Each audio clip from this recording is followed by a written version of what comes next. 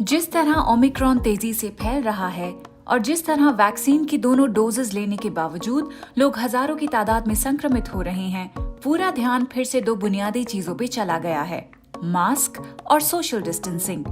यही दो तरीके हैं जिससे कोविड इन्फेक्शन से बचा जा सकता है।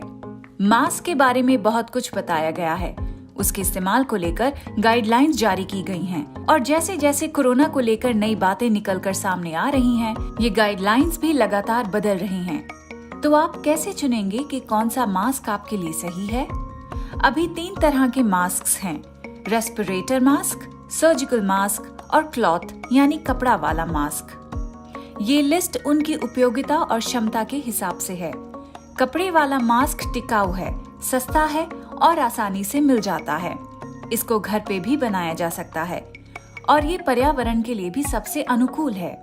महामारी के शुरुआती दौर में कपड़े के मास्क का ज्यादा इस्तेमाल किया जाता था, ये सोचकर कि कोरोना वायरस साइज में बड़ा है। इसके अलावा एक और वजह ये थी कि N95 मास्क कम ही उपलब्ध थे और उससे फ्रंटलाइन वर्कर्स के इस्तेमाल के लिए बचाकर रखा जा रहा था।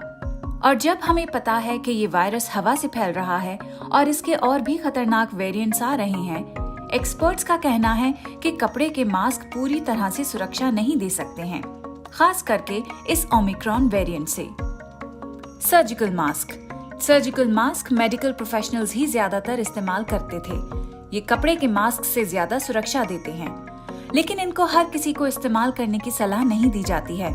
सबसे बड़ी वजह यह है कि ये सिर्फ एक ही बार इस्तेमाल हो सकता है।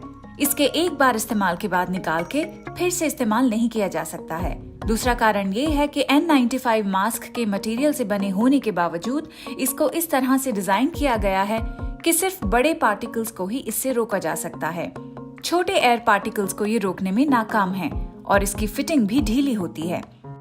साइड्स में जो गैप्स रहते हैं उसके कारण संक्रमण का खतरा बना रहता है। पूरे विश्व में N95 मास्क को अलग अलग नामों से जाना जाता है।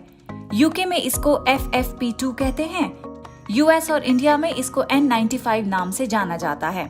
कोरिया और चाइना में इसको KF94 और KN95 कहते हैं। इंडिया में सबसे पहले एयर पोल्यूशन से बचने के लिए इसके इस्तेमाल की सलाह दी गई थी, क्योंकि ये बहुत ही छोटे पार्टिकल्स को भी फिल्टर कर सकता है, जिसमें एयर पोल्यूशन का सबसे छोटा पार्टिकल PM2.5 भी शामिल है। और अब जब हमें कोविड-19 की काफी जानकारी है, एक्सपर्ट सलाह दे रहे हैं कि N95 इसके खिलाफ सबसे ज्यादा उपयोगी मास्क है, खास तौर पे ओमिक्रॉन को रोकने में। लेकिन इसकी एक कमी ये भी है कि ये महंगा है और इसको सही से काम करने के लिए अच्छे से फिट भी होना चाहिए। जिस N95 मास्क में वॉल्व लगा हुआ हो, उसका बिल्कुल भी इस्तेमाल नहीं करना चाहिए। इससे सांस लेने में आसानी हो सकती है, लेकिन अगर आप कोरोना से संक्रमित हैं, तो ये दूसरे लोग जो आपके आसपास हैं उनको संक्रमित कर सकता है। मास्क के लिए सबसे जरूरी ये है कि उसका क्वालिटी अच्छा हो। अगर इंडिया में आप N95 मास्क खरीदते हैं तो ISI मार्क देख के ही खरीदें। हालांकि सरकार ने कोई दिशा निर्देश जारी नहीं किए हैं कि किस किस्म के मास्क लोगों को इस्तेमाल करना चाहिए, लेकिन ministry of health and family welfare के अनुसार जिनको कोविड है उनको 3 लेयर वाला मेडिकल मास्क यूज करना चाहिए। ज्यादातर तो N95 मास्क अगर वो दूसरे लोगों के संपर्क में आते हैं तो, जैसे उनके देखभाल करने वाले, और उनको हर 8 घंटे में बदलना भी चाहिए। वही मास्क यूज करना चाहिए जो आपके रिस्क लेवल के अनुसार हो। कपड़े का मास्क आपको पूरे तरीके से सुरक्षित नहीं कर सकता है, पर वो सबसे सस्ता है और आसानी से उपलब्ध भी। दूसरी तरफ एक अच्छा फिटिंग का N95 मास्क आपको सबसे अच्छी सुरक्षा देता है, पर ये थोड़ा महंगा है। लेकिन इसका इस्तेमाल अगर आम लोग करेंगे तो फ्रंटलाइन वर्कर्स के लिए इसकी कमी हो सकती है। लेकिन इसका एक और उपाय है। एक्सपर्ट्स मानते हैं कि N95 मास्क 5 दिन के गैप में दोबारा इस्तेमाल किया जा सकता है। इसका मुख्य कारण है कि वायरस किसी भी सतह पर 96 घंटे से ज्यादा नहीं रहता है।